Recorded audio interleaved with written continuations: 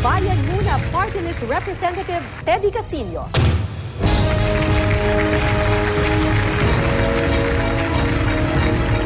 Miss Maluma Ngahas, ano ang pagsubok mo para kay Ginoong Teddy Casino?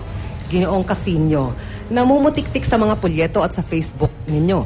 Yung mga salitang real force of change, genuine agrarian reform, truly independent foreign policy, at ayaw ninyo ang rotten politics of patronage, guns, goons, and gold. Pero tila malabo ang inyong posisyon ulit po sa pork barrel.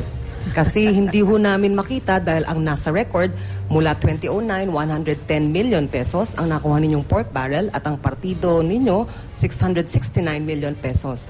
Ang pork barrel politics niyo ho ba ay gagawin kayong force of real change o real politic?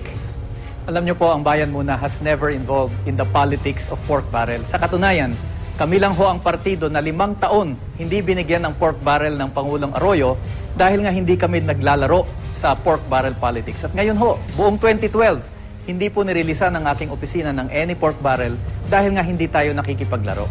Ang problema ho namin dyan sa Kongreso, bawat taon, inaalat yung 70 million for each congressman. Ang tanong ho dyan, anong gagawin natin ngayon dyan?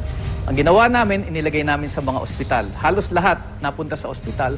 Para ayaw namin yung bawat proyekto dadaan sa discretion, kung ano-anong supplier ang kakausapin. Ngayon, kung pwede, at ito ay ifa-file natin kapag ako'y naging senador, i-abolish natin ang pork barrel. Mas gusto natin na kung meron mang mga proyekto sa distrito, ito ay ilagay na sa General Appropriations Act. Pag-usapan ito ng detalye, line item budgeting. Good.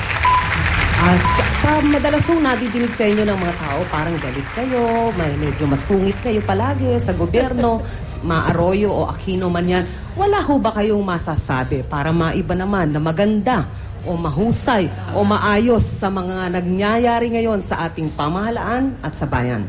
Alam niyo po, ang papel namin sa buhay ay itulak ang mga reforma sa lipunan. At kadalasan, sa pagtutulak ng mga solusyon, kailangan natin ipakita muna ang problema.